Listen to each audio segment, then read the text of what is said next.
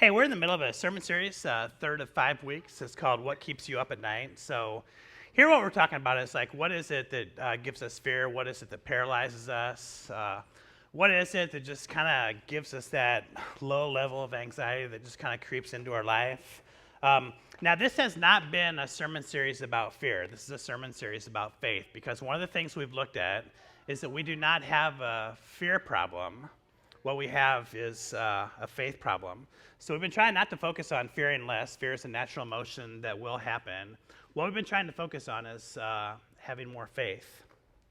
So this morning, what we're going to do is we're going to look at a man. Now I want you to think about yourself as I describe this man. We're going to look at a man who at times was very faithful. At times he did exactly what God was wanting him to do. He was being who God wanted him to be. And then at times, he really let fear and anxiety get the best of him. So I think that Peter in the Bible is a lot like all of us. You know, sometimes really faithful, and sometimes really fearful, and sometimes in the middle of those two places.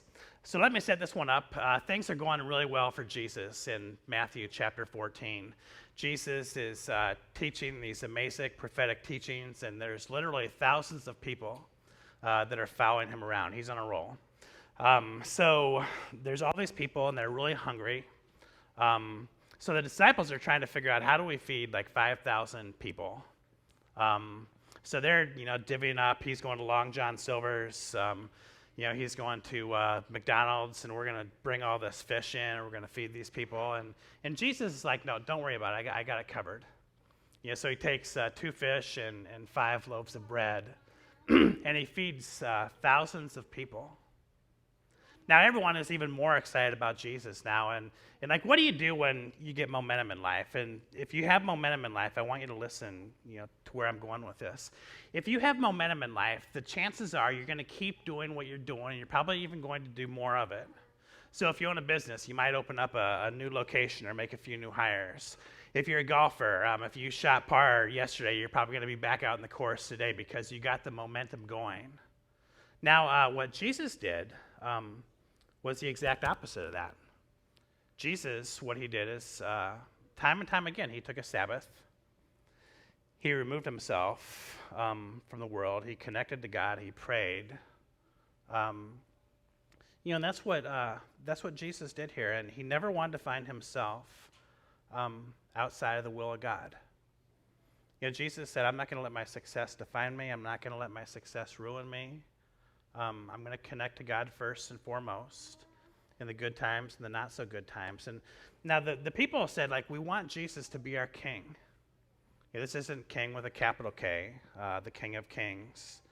They want him to be their king. Like, if he can do this with these people, just think what he can do with the kingdom. Think what he can do with the armies. And the disciples were all for it. I mean, these 12 men were affiliated with a guy that might be the king. All of a sudden, they got all this power. They got all this fame. And Jesus says, you guys don't know what you're talking about. Get on this boat. You don't want this kind of fame. You don't want this kind of power. Get on the boat, and I'll catch up with you. So what they did is, in an act of obedience, they got on the boat. Now, Jesus is the one who got them. He told them to go on the boat. They went on the boat. Now, a few of these men were fishermen, so they were in pretty good hands. It wasn't like they were just a bunch of tax collectors who had never been on the sea before. Some of these guys were fishermen. They knew how to handle a boat. But what happened was a great big storm. So it's 3 o'clock in the morning. There's this huge storm that's going on. Maybe some of us feel like that's us right now. Like there's a storm that's going on in our life, and all we can do is feel the water pounding against our skin, and the wind is blowing our hair, and it's darkness, and we can't see anything that's in front of us. Now, we're going to pick this up in Matthew chapter 14, verses 25 and 26. So about 3 o'clock in the morning, Jesus came toward them. Now, it would have been totally dark. They're on the sea. The boats would have had no light, so it was cloudy, so the moon or the stars wouldn't have been providing any light. Jesus came toward them walking on the water, so they wouldn't have been able to see any details, maybe a silhouette or something like that. When the disciples saw him walking on the water, they didn't know it was Jesus at this point. They were terrified. In their fear, they cried out, "It's a ghost." So have you ever had one of those moments in your life when it went from bad to worse? Like, I know you have, because I've had them, and like things are bad and they get worse. And that's what it was like for the disciples here. They're in the middle of this storm. It's dark. They're afraid. Now all of a sudden there's a ghost that's by them as well. They went just like from a few hours before that. I mean, they were the celebrities. They were the ones that were delivering like all this bread and fish and feeding all these people. Now they're in the middle of nowhere on a boat and they see a ghost.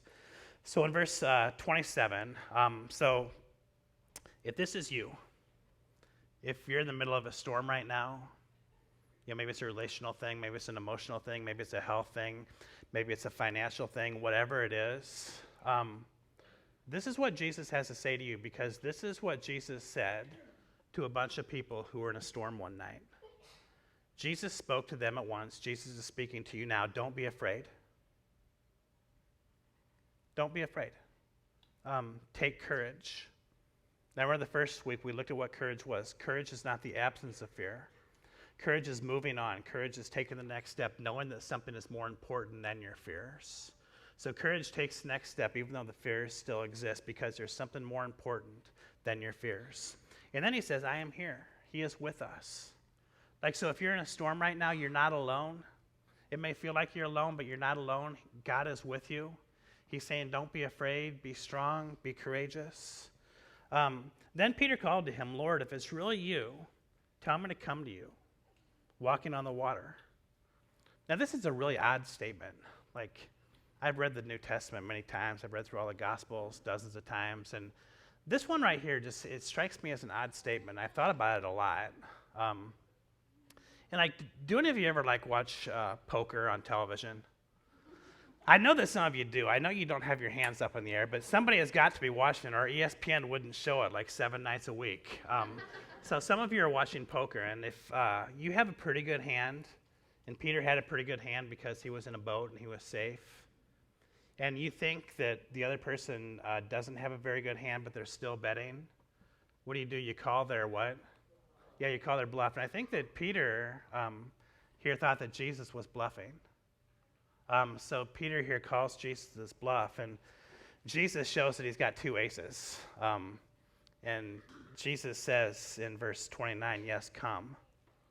So Peter went over the side of the boat and walked on the water toward Jesus. And I want to just take a break here, because most people will focus on what happens in the next verse, but I want to focus for a little bit on what happens in this verse. Peter walked on water. He did that. The Bible doesn't say if it was 2 or 3 steps. It doesn't say if it was 7 steps. It doesn't say if it was 20 yards. We don't know how far Jesus was away from the boat. But Peter actually was a water walker. He had the faith, he had the courage, he had the belief, the trust to step off the boat in the stormy water and walk to Jesus. Now, it continues in verse 30. But when he saw the strong wind and the waves, he was terrified, and he began to sink. Save me, Lord, he shouted. Jesus immediately reached out and grabbed him, and I think we read the next few words wrong. Jesus does not say, I told you so here. He's not condescending. I think he's very compassionate when he says what happens next. And he says, Peter, you have so little faith. Why did you doubt me? And for all of us who have failed, we don't have a I told you so God. We have a compassionate God who keeps inviting us to get out of the boat. So in verse 32, I love this little verse. It's got 2 things in there that we usually just gloss right over. Verse 32, when they climbed back into the boat, the wind stopped. So the second word is they, when they climbed back into the boat. So Jesus not only picks us up when we're sinking. What Jesus will do is grab us. He will hold our hand. He'll carry us, whatever he needs to do, and he will go back to the boat with us. There is never a time that we're not alone. And then at the end, it says the wind stopped. So I want to go back to all of you who have storms in your life right now, whatever that storm is, or maybe for some of you, whatever those storms are, maybe there's more than one storm. And Jesus stopped the wind. Jesus is the one who calmed the storm. Your storm will not last forever. Your current situation is not permanent. What Jesus will do is lift you up. He will walk alongside of you to safety, and then the storm will stop. It will pass. It will be done. In verse 33, this is the last verse we'll look at. Then the disciples worshiped him. You really are the Son of God. It would be so cool if we could say that. You really are the Son of God, they exclaimed. And I hope you're here this morning to worship God. I hope that's the primary reason that you're here. You know, to celebrate everything that God has done in your life. All those times that you've been sinking in this storm with the sea. And Jesus has picked you up and delivered you to safety. For all the times that Jesus has stilled the storm. Everything that God has done to get you to this place in your life. I hope that you're here to worship him because of that. And I hope that we're here to worship him because of what he's doing right now. You know, for some of us, it might be a time of prosperity and blessing, and that's really cool. And we praise God for that. For some of us, we might be in the middle of a storm. But we have the trust, we have the hope, we have the belief that we're going to emerge through this as stronger and better and more balanced, more focused, and whatever it is that God wants to try to do through us. And then we come to worship the God of the future, that we have hope.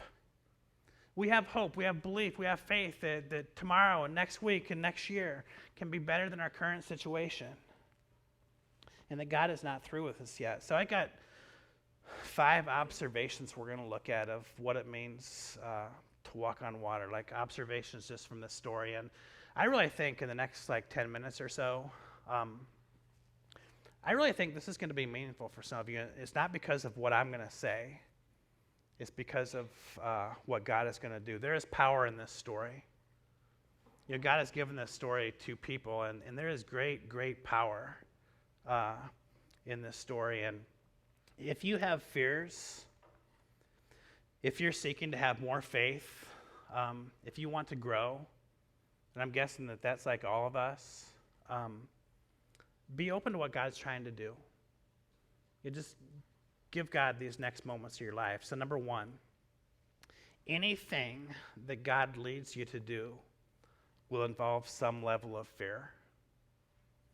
Anytime there's a change in your life, there's going to be some anxiety. Anytime there's a change, there's going to be some fear. And what's interesting about this text here is, who was it that sent the disciples into the storm?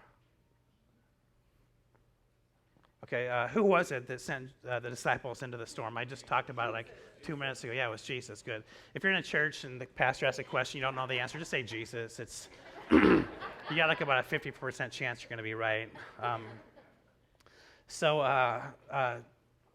Now you're thinking this doesn't make sense. These disciples were obedient. Why would Jesus send them into a storm because of their obedience? And what we do here is we just learn an important principle of life. That when we choose to be obedient to Christ, that does not guarantee us prosperity and blessing.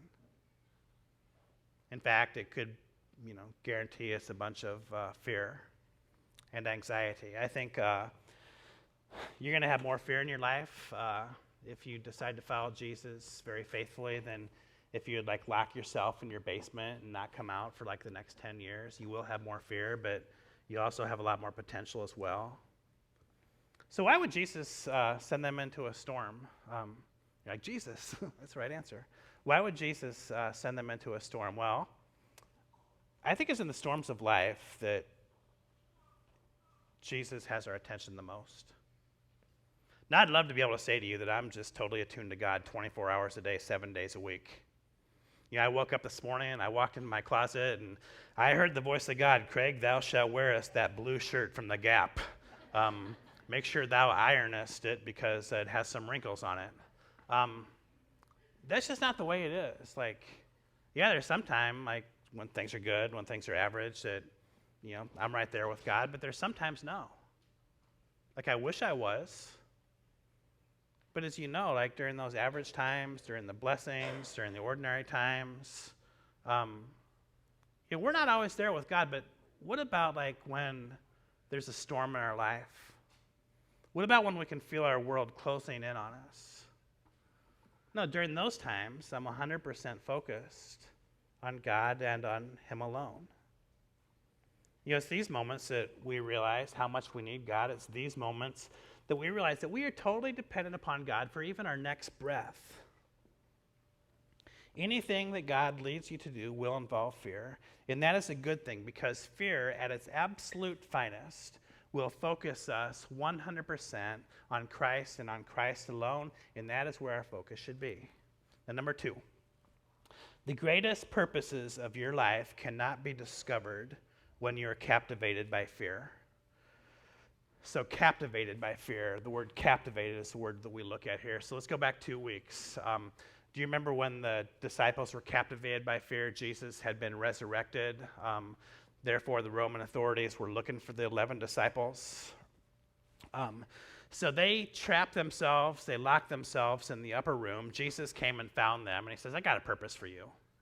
My purpose for you is to start the church. My purpose for you is to change the world. And you cannot do it inside these 4 walls, so you have to leave. We can't do great things when we're captivated by fear, so they left. Last week, Nick, when he was up here, he talked about Moses and how Moses messed up, how Moses had fear. Moses went to his hiding place. God found Moses. And God says, Moses, I got a job for you. My people have been locked up. They've been slaves. They've been captives for 400 years. And your job is to set them free. And you're not going to do it here in this desert, so you got to go to Egypt and you got to find them. So Moses, he had to go from where it was comfortable to a new place. Now, the disciples in this morning's text, they're secure and comfortable. They're on a boat. Now, there's a storm that's brewing, but they're on a boat. They're relatively safe, even though the storm is rough and the waves are high and the wind is really strong. But here's what we learn from this.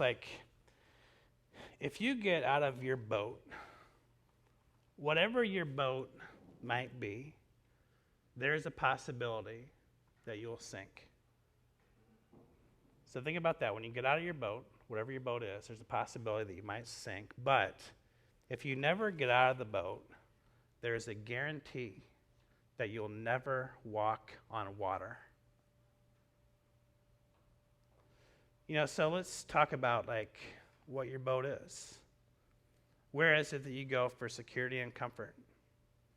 When the storm comes, if I were to go looking for you, where would I find you? Your boat is whatever keeps you so comfortable and so secure that you cannot imagine giving it up, even if that means joining Jesus on this incredible journey of life that he is inviting you to participate in. So I'll tell you the number one boat for many of us, it's money. We get this little letter in the mail each month, and it tells us how much we have or how much we don't have. And we think that we can solve most of life's problems by throwing some money at it. So what we do is we retreat to the comfort and the security that we perceive that money buys. Yes, for some of us, it's going to be a relationship. For some, it's going to be a job. For some, it's going to be a dream. I think for many of us, this has changed in the last 10 years, but many of us, we go to our boat, and it's a screen. It might be a little screen that we can connect to the world. It might be a big screen that we can watch sports or a movie on. But we go to these places, and they provide us both comfort and security. For some, it might be a location. It's like, Lord, I'll do whatever you want me to do as long as it's in my neighborhood, in my city, with my people. Don't send me anywhere else. I was thinking with my son, Benjamin, he's been gone 3 weeks now. He's got 2 weeks left. We're going to pick him up in 13 days and 2 hours, not that anybody's counting. But for him, I don't think he's going to live here in 2 years. He's going to graduate from high school, and he's going to go to college, and he's probably going to be in Washington, D.C. or someplace like that. And I believe that as a parent, as hard as it is, that's probably where God needs him the most, because I think he can do amazing things. If God is calling you to someplace else, I would hate to say goodbye to you. But don't let your location be your boat. Now, your boat is not a bad thing. Your boat is not a sinful thing, but it is the place that you go for comfort and security. It's a thing that is preventing you from trusting God in these really daring, authentic, vulnerable ways. So some of us, we need to get out of our boat, or we need to put our boat in its proper place. Now, number 3, this is not going to be the most encouraging thing you hear all morning, but fear is not going to go completely away. It's just not. It's a human emotion.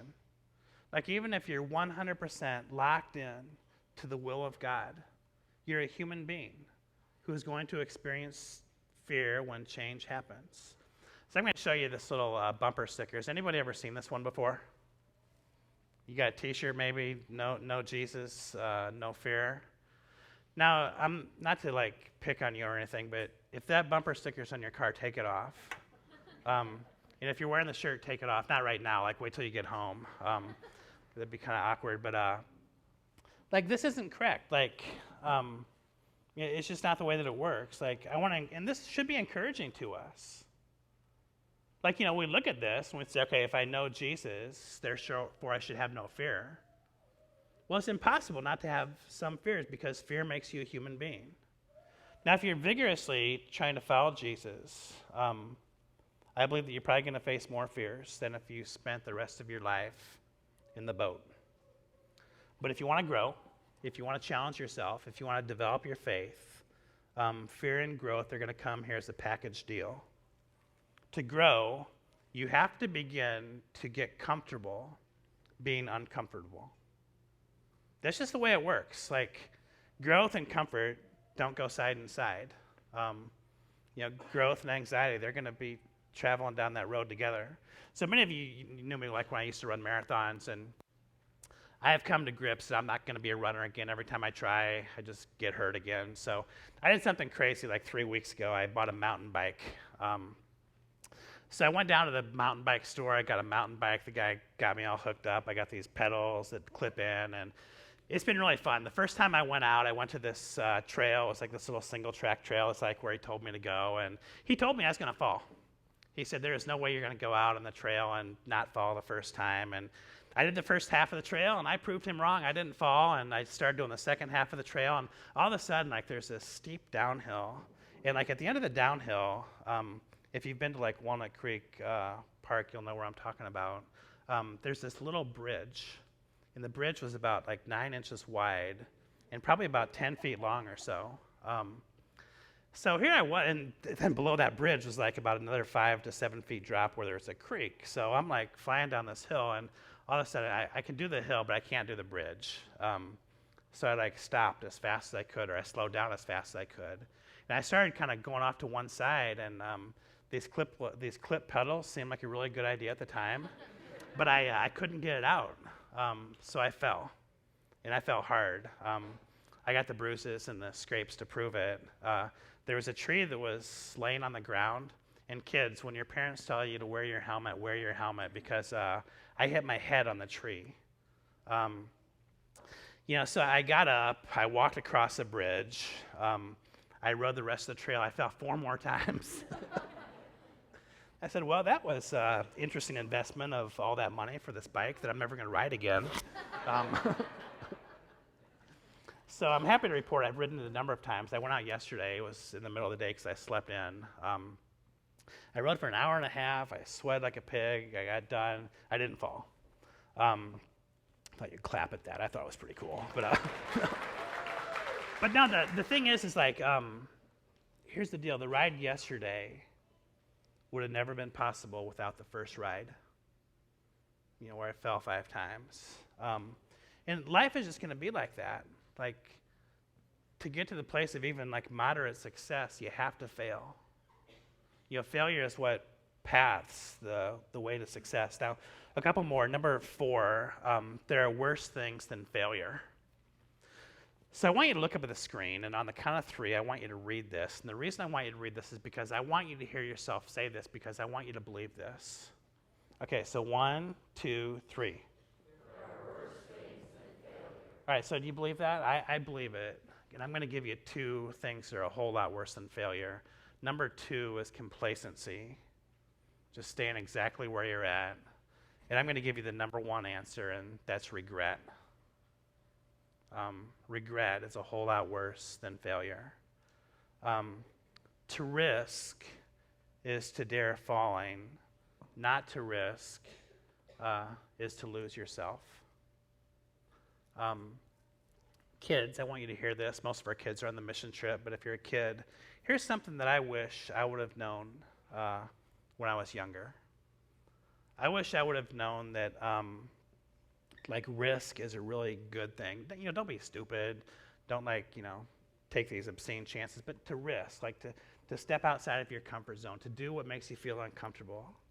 So if you take a risk, and listen, kids, so if you take a risk and you succeed, this is what life is all about. You show yourself that you can live at new levels and you can do really cool things.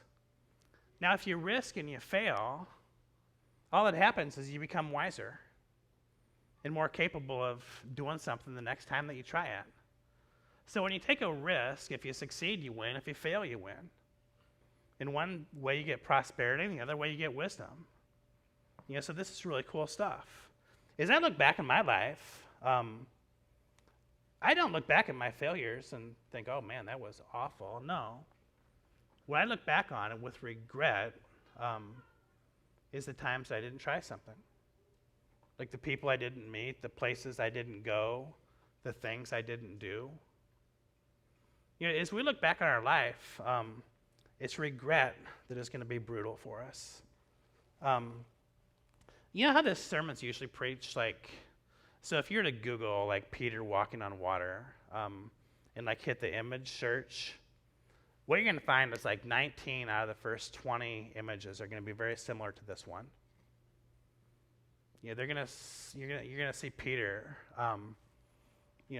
what the artist considers here is failing. I want to tell you something. I do not consider Peter a failure here.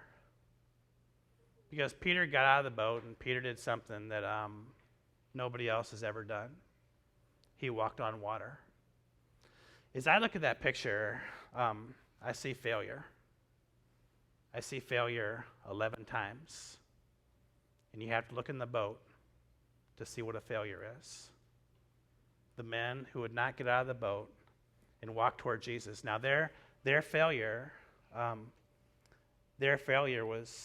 it was much more quiet. It was very understated. And the last one I want to look at, number 5, is to truly follow Jesus. You must reject comfort and security as your ultimate values and embrace risk and faith as higher values. So if your life is about being comfortable and secure, you're just not going to grow a lot from this point. You're going to be comfortable, you're going to be secure, but you're not going to grow. Let's say this is the boat right here, and I'm sitting on the end of the boat. So I can see Jesus. There's a storm that's around me. Now I got 2 choices at this point. Choice number 1 is I can stay right here, like it's a boat, and I know I'm safe. Even though there's a storm, I'm still safe because I'm on the boat. So I can stay here, and many of us choose to stay on the boat. But I want to give us another picture of what we can do and who we can become. We can actually look down on the water, and we can see Jesus is there. And we can say something like, Jesus, if it's you, tell me to come to you. So maybe we get out of the boat, and our boat's money, and all of a sudden we start to give, and I'm not raising money here for a church, just give to whoever. And we don't give, to do that. What we do is because we give because of what money does to us. So maybe it reduces our stranglehold that money has on us and the security and comfort that we perceive that gives us. And we go to the one who is our ultimate security and our ultimate comfort. Maybe God has been putting someone on your mind to invite to church with us. It's a long time ago someone invited me to church, and every day I thank God for her. It's one of the best days of my life. We got so much cool stuff coming up. Like next week, all the kids are going to be here. I believe that everybody can learn from anybody. And these kids are going to be in front of us, and they're going to be teaching us about what God taught them on their mission trip, and I can't wait. I can't wait to learn from the people that I usually try to teach. I think in 3 weeks it'd be really cool if some of you got out of the boat of, avoiding rejection. And you invited someone to serve alongside of you. Say, hey, I'm going to go to the Hope Center, I'm going to go to Willdale Elementary, or I'm going to go to Lake Zorinsky and with my church, and do you want to come and serve with me for a few hours? That'd be a really cool boat to get out of. I remember, do you know where I was last year at this time? I was in New York City, exactly a year ago. I was up in front of a bunch of people at a comedy club. It was part of my sabbatical, and I had never been so afraid to talk to people. I was petrified. I mean, these people, they were becoming intoxicated with something other than the Holy Spirit. So I was like on the away court here, and they gave me 5 minutes, and people were there to laugh. And gosh, I was so afraid. Like, I practiced that thing all day long. At the end, I think it went all right. They never asked me to come back, so I don't think it went great. But at the end, I was able to say to myself, I got out of the boat. Even though I wasn't a great success, I got out of the boat, and God helped me do something that I didn't previously believe that I could do. So if you win, that's huge. That's where life is. That's prosperity. That's blessing. If you lose, if you fail, that's wisdom. So Jesus is calling you out of your boat. He really is. Don't stay in the boat. That's not where your purpose is going to happen. That's not where your life is going to be fulfilling. Get out of the boat, and there's a couple of really cool things that can happen. You're going to fail just like Peter did once in a while. And when you do, you get to experience that Jesus lifts you up from your failure and walks you back to safety and stills your storm. And the second really cool thing that happens is you get to experience that God can do more in you and through you than you ever believed were possible when you do walk on the water. So let's go to God and let's pray. Lord, right now I want to pray for those who are just experiencing the storms of life. Lord, these storms are tough. They're dark. They're scary. They can be very uncomfortable. And Lord, if this is anybody right now, just reach out your loving arms to them. Pick them up as they are sinking and lead them back to safety. Lord, still their storm. God, I want to pray right now for all of us who find ourselves in the boat. It's a place of safety. It's a place of security. It's a place of comfort. But Lord, you're calling us to get out of our boats. To leave things behind, to start new things. And God, give us courage to overcome our anxiety. Give us fear give us faith to overcome our fear. And Lord, help us to discover that it's not on the boat, but it's on the water that we can truly meet you and live the life that you intend for us to live. So God, you're a good God. You're a God who calms our fears. You're a God who gives us courage. And Lord, right now we just want to worship you for all that you have done, all that you're doing, all that you will do.